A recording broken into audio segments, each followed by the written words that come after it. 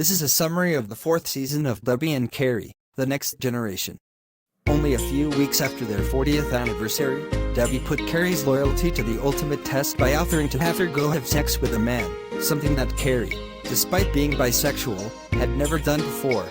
The man Debbie had in mind for Carrie was Jason Laker, who had lost his beloved wife a few months earlier to cancer, but had also dated Carrie during a time Debbie and Carrie were separated.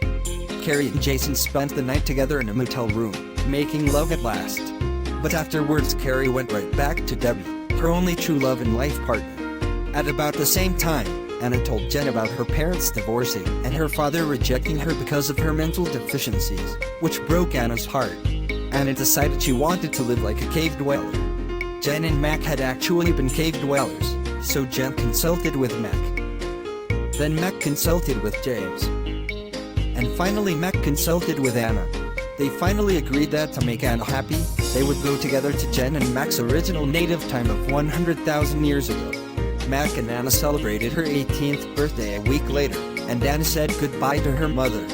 The very next day, James, Mac, and Anna went back in time in James' time machine to once again meet Mac's original parents, Grolic and Pelabong. And they were delighted to meet Anna, who was now called Mac's mate. Grolic even performed a ceremony to welcome both Mac and Anna, now renamed Makalam and Analam, into Grolic's tribe.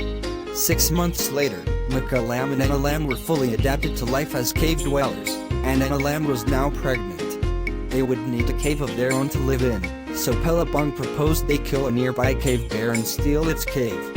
Grolic, Pelabong, Makalam and Analam went to the bear's cave and killed it with their spears, only to discover the bear had a cub it was trying to protect. But Grolic killed the cub too, much to Analam's dismay. 7 months later, Analam gave birth to her first child, a boy Makalam named James, in honor of James Smith. Back in the 21st century, Reverend Vicky Sims had an interview with two of her cousins, the daughters of Scott Miller.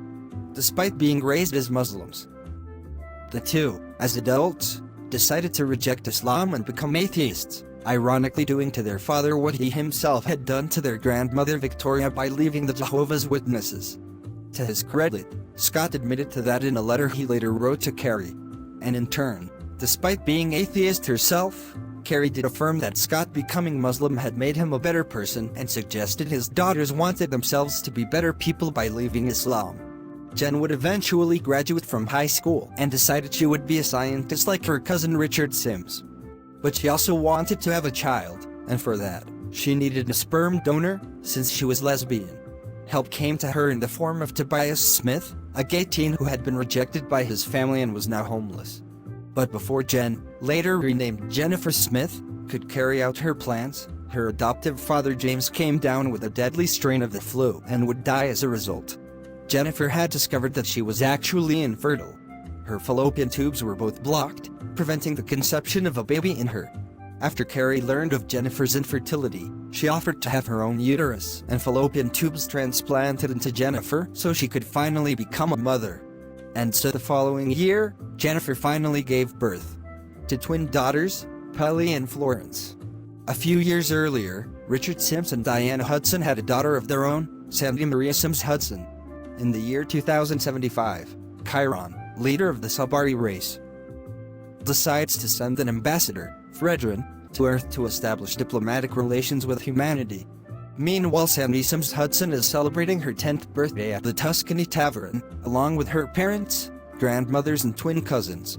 When Ambassador Fredrin reaches Earth, he first makes contact with the President of the United States, who in turn directs him to meet with the Secretary General of the United Nations. Fredrin takes an office at the UN headquarters and proceeds with his work of meeting with various diplomats among humans.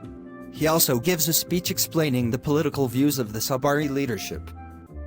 But that speech makes him a target of attack by right-wing political commentators in the media, like Rush Scumbaugh Jr., who accuses Fredrin of trying to spread the same form of communism that once existed on Earth in the 20th century. Meanwhile, Vicky Sims is in a nursing home, suffering from a form of dementia as well as the after effects of a stroke that has paralyzed her. Later, the President of the United States contacts Debbie Smith and offers to return the USS Sandy to her if she will go to the Sabari homeworld to meet with its leader, Chiron.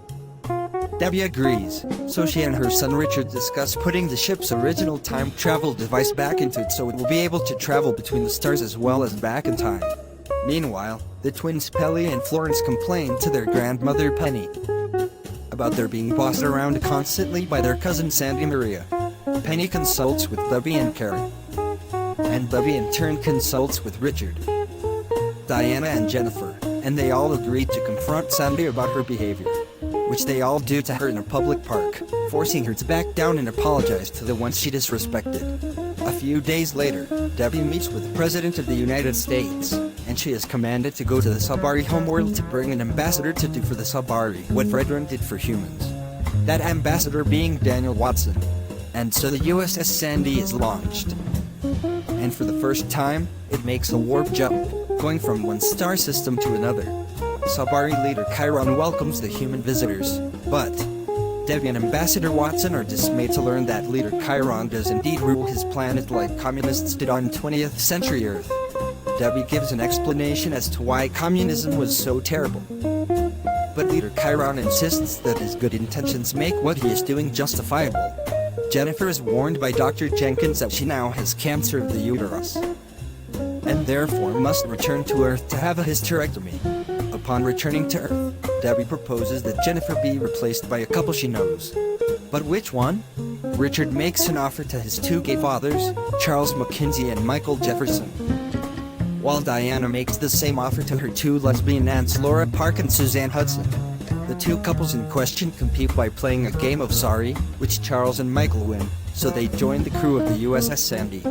Penny is then delighted to tell Debbie that the surgery to remove the cancer from Jennifer was successful. The USS Sandy returns to Earth, only for its crew to receive shocking news. Leader Chiron has been assassinated by a military leader known as the Warhammer. But one of the Warhammer's own subordinates warns Debbie that the Warhammer intends to conquer Earth and enslave humanity later. Debbie warns Ambassador Watson of the Warhammer's plans, but his office is then attacked. So Watson is teleported to safety.